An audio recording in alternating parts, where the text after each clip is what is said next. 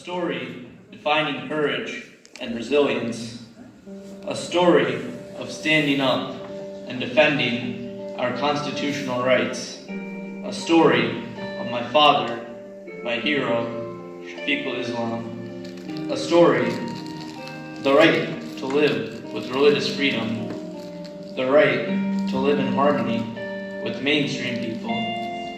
That one story gives me courage to speak. It was December 2011, right before Christmas. My school was hosting presentations on world cultures and religious festivals. I was a third grader, and my lovely social studies teacher, Tom Cole, asked me if my father wants to present on Islam. Many of my friends' fathers were presenting religious festivals of their own. I asked my father to present on Eid. When he looked at me, I could figure out the expression of happiness. While we were getting ready for the presentation, another bad coffee was brewing behind the scenes without our knowledge. Just a couple of days before the day of the presentation, we got a call from the school counselor saying that there were threats coming towards the school, the community, and us.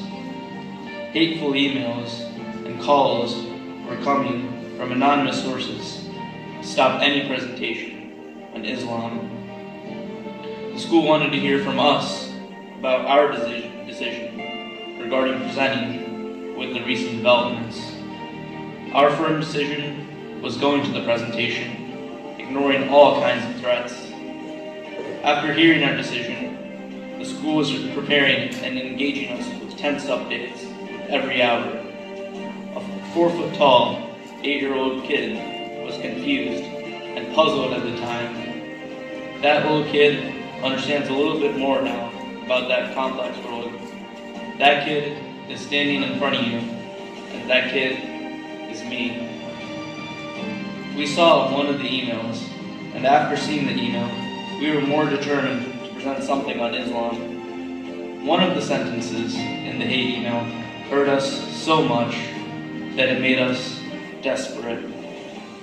That sentence is, "How can you not do anything when this filth is in our school?" The word filth directed towards me. Now the question is, am I filth? Not really. I am an ordinary American. We do not teach a third grader as filth at school. A third grader is nothing but an innocent, beautiful kid. If that hate sentence in the email was true, then we are all filth in the USA. And I know for a fact that that is not true. I have seen a lot of love from many people in our country. My school, West Friendship Elementary School, was safeguarded by 2 police cars constantly a few days before the day of the presentation. Since my county, Howard County, Maryland, also got the threat. As the day started approaching, the volume of the threats started increasing through anonymous calls and emails. Tension was in the air, especially at our home. On the day of the presentation, all the school's windows were covered by newspapers, so nobody could use a sniper to shoot. At this age, I understood what was happening. Then, the decisive moment came. My friend Ethan, his father, who was a veteran from the Navy, drove and guarded us from our house to the school. The parking place next to the school door was reserved just for us. Then, we were escorted by 2 policemen from the parking lot to the main lobby. We understood how many precautions the school took and how they took no chances at all in protecting us. As soon as we entered into school, we saw that the place was packed with people. We saw that the whole community came together and supported the presentation. I guess you can easily understand the intention of the bad person was completely destroyed, it had the opposite effect of what he had intended. With a lot of excitement and enthusiasm, me and my father presented the Islamic festival of Eid. All the precautions were paid off and nothing happened. The bad person still existed, but could not do anything except experiencing a defeat.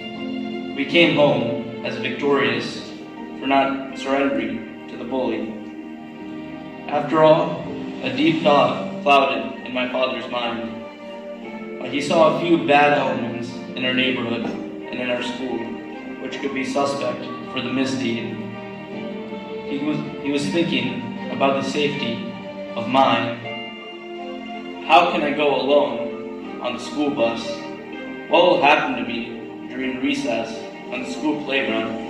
Who is the invisible person? Why is he an enemy of us? For the first few days, my parents started dropping me and picking me up from school. Few words and suggestions from our neighbors in the school did not comfort us anymore. The tensions kept on mounting. We got a suggestion from our Muslim friends to go to the CAIR, also known as the Council on American Islamic Relations. However, we wanted to make it a more mainstream issue. Therefore, instead of going to the CAIR and school security, we wrote a letter to two of the senators of the U.S. who were at the time Senators Barbara Mikulski and Ben Cardin of Maryland, Congressman Elijah Cummings, the Howard County Executive Ken Ullman, and the school principal. At this point, the best thing we could expect to send was a strong signal to the bad person. Then, finally, the good news came to us. We received a letter from Senior Senator Barbara Mikulski. She expressed a position about having zero tolerance against the act. She sent a letter to the Assistant Attorney General of the U.S. Civil Rights Division in the U.S. federal government. Then, the Assistant Attorney General engaged the FBI to investigate. The result is much more than expected. Multi-level law enforcement agents assured us of taking action for any of our concerns. We have seen the patrolling of law enforcement agents' cars, the change in attitude and behavior in our neighborhood. This is the way the whole community and people with power engaged in a conversation. After 6 months, we got many details related to the hateful act. Even though the FBI could not identify the suspect, they were able to identify their activities, which brought a positive environment for us. In conclusion, we do not have to go to the U.S. Senator or Police Commissioner to live peacefully. We have the right to live in peace like others. When bad times like this come, we need to speak up and show courage. Silently digesting these acts will give more encouragement to the bullies. Silently digesting these acts will give the victory to the bullies. A few people not appreciating my beliefs cannot depict the true picture of the whole community. I'm proud of the actions taken by my parents. This will be in my thoughts for the rest of my life. My religion and color may be different, but I am also an American. I love my country. Diverse America is the true America. That is the best America. And I, Zuhad Islam, my dad, Shafiqul Islam, and my family are all proud Americans. Thank you.